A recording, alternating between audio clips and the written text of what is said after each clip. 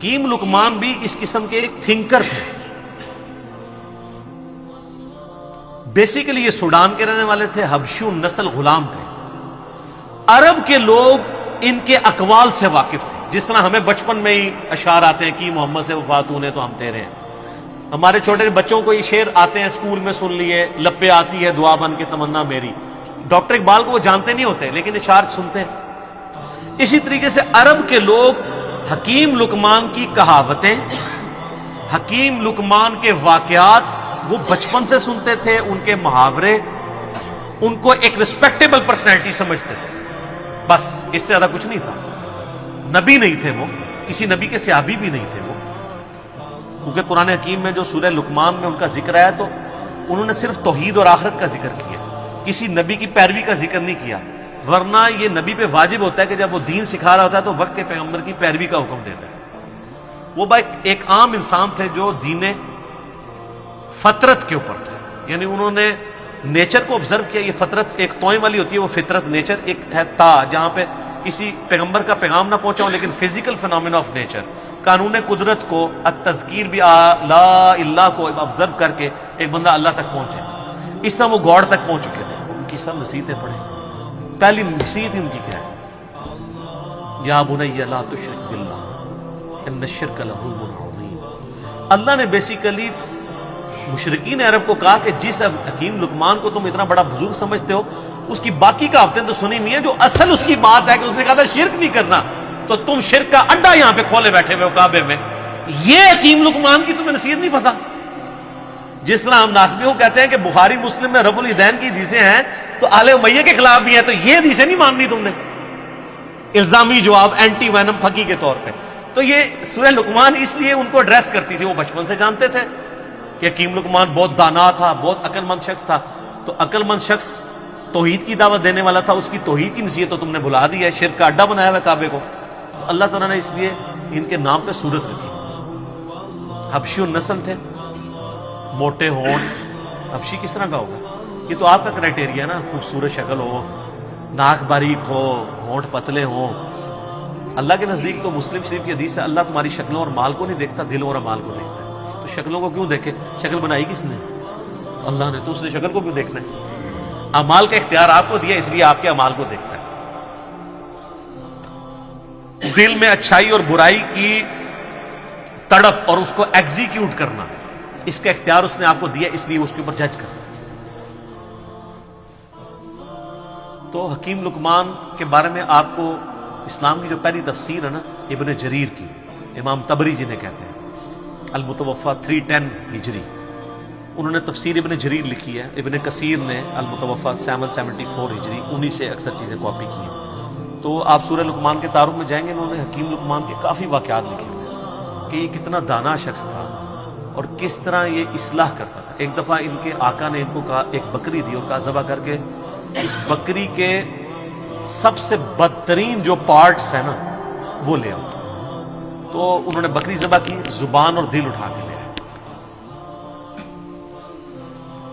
اب پھر ایک بکری اور مالک نے دی اور کہا اس کے سب سے بہترین پارٹس لے کے آؤ. پھر زبان اور دل اٹھا کے لے آئے. مالک نے کہا کہ یہ کیا؟ انہوں نے کہا یہ زبان اور دل اگر ٹھیک ہو جائے نا انسان کا, تو اس سے بہتر اعضاء کوئی نہیں. اور اگر زبان اور دل ڈی ٹریک ہو جائیں تو ان سے برا کوئی عضو بھی نہیں ہو سکتا. یہ جناب حکیم لقمان تھے. تو اللہ تعالیٰ نے مشرکین عرب کو کہا کہ ان کی توحید کی نصیحتیں, پھر آخرت میں پیشی کی نصیحتیں. حکیم لقمان کی نصیحتوں میں میرا پورا لیکچر ہے, مسئلہ 177. آپ جا کے دیکھیں تو آپ کو پتہ چلے گا جی حکیم لقمان نے کیا کیا نصیحتیں. سورہ لقمان میں 8 نصیحتیں تھیں ان کی, 2 اللہ نے مزید ایڈ کر کے تلک عشرۃ کاملہ, اور وہ 2 نصیحتیں ماں باپ کے ساتھ اس نے سبوک کی ایڈ کی, جو حکیم لقمان نے شاید عاجزی کی وجہ سے اپنے بچے کو نہیں کی, شاید موت کا وقت تھا تو اب وہ اس کو سکپ کر گئی, یا اوور لک ان سے ہوگی, تو اللہ تعالیٰ نے اسے پرفیکٹ کیا. ان نصیحتوں سے کئی آئیڈیا نہیں ہوتا کہ انہوں نے وقت کے پیغمبر کی پیروی کا کہا ہو. اس سے لگتا ہے کہ وہ ایک ایسے شخص تھے جنہوں نے فزیکل فینومینا آف نیچر کو آبزرو کر کے خدا تک پہنچ چکے ہوئے تھے.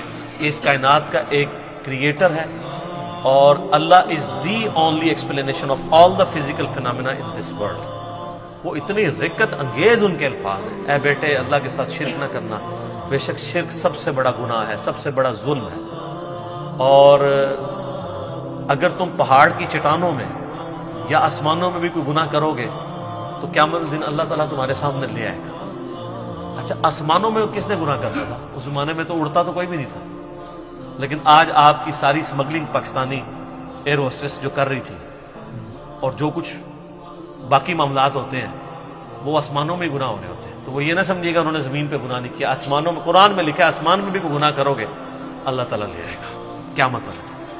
وَمَن يَعْمَلْ مِثْقَالَ ذَرَّةٍ خَيْرًا يَرَهُ وَمَن يَعْمَلْ مِثْقَالَ ذَرَّةٍ خَيْرًا يَرَهُ وَمَن يَعْمَلْ مِثْقَالَ ذَرَّةٍ شَرًّا يَرَهُ. ذرہ برابر نیکی بھی کرو گے وہ بھی لے آئی جائے گی، اور ذرہ برابر گناہ کرو گے وہ بھی قیامت والے دن تمہارے سامنے لا کے رکھا جائے گا. ہاں بھی جواب دو. تو یہ حکیم لقمان نہ تو کوئی پیغمبر تھے، نہ کسی پیغمبر کے فالوور تھے، نہ کوئی صحابی تھے کسی پیغمبر کے، نہ کوئی تابعی تھے. ایک سلیم الفطرت انسان تھے جو خدا تک پہنچ چکے ہوئے تھے. اور ایسا شخص اہل فطرت کہلاتا ہے. یعنی فطرت ایسا شخص جس تک یہ تا کے ساتھ ہوتا ہے، جس تک وقت کے پیغمبر کی دعوت یا کسی پیغمبر کی دعوت نہ پہنچی ہو، ایسے شخص کے لیے صرف ایک اللہ کو ماننا اور آخرت کا یقین کر لینا کافی ہے. چاہے نبی کی دعوت نہ بھی پہنچی ہو، اس کے لیے بس یہ اتنا اجمالی عقیدہ رکھنا کافی ہے. البتہ جب وقت کا پیغمبر آ جائے پھر اس کو ڈینائی کرے گا تو وہ کافر ہوگا، لیکن ایسے لوگ عموماً ڈینائی نہیں کرتے. اور سر کیا خوش نصیبی ہے، اللہ کو مواحد کتنا پسند ہے کہ نہ وہ صحابی ہو، نہ وہ تابعی ہو، نہ کسی پیغمبر کی اس نے صحبت کی ہو، نہ کسی پیغمبر کا کلمہ پڑھا ہو، لیکن ایک اللہ کا ماننے والا ہو، شرک سے بیزار ہو، آخرت میں اللہ کی جواب دہی کا یقین رکھتا ہو. اس کے نام پہ پوری صورت ہے، اور اللہ تعالیٰ اس کے اقوال کو توحید کی دعوت کے لیے رول ماڈل کے طور پہ مشرکین عرب کے سامنے رکھا. آپ ذرا دیکھیں کہ حضرت لقمان، سر اس سے یہ پتا چلا، لوگ کہتے ہیں نہیں ساری دنیا برباد ہوگی، وہ دنیا تو آڑی برباد ہونی ہے، غریباں دی اور ہونی ہے. آخرت آپ اپنی دنیا میں بڑے سے بڑے امیر آدمی سے بھی اچھی کر سکتے ہیں، وہ آپ کے اپنے اختیار میں. لقمان نے کر کے بتائیے نا. نہ نبی ہے نہ کوئی صحابی ہے. اگر نبی ہوتے تو کہتے میری پیروی کرنا، نبی تو کہہ کے جاتا ہے. نبی علیہ السلام نے ہمیشہ اپنی پیروی کا حکم نہیں دیا. تو اگر آپ نبی بھی نہیں، صحابی بھی نہیں، تابعی بھی نہیں، ایک عام اہل فطرت میں صرف اللہ کو ماننے والے ہیں، تو اللہ کو اتنے پیارے ہیں کہ آپ کے نام پہ صورت آ گئی. اور بس یہی کرنا ہوتا ہے سر. یہ نہیں ہوتا کہ 50 جتنے بندے تھے ان کو ہسٹری میں نقل کیا جاتا ہے. ایک رول ماڈل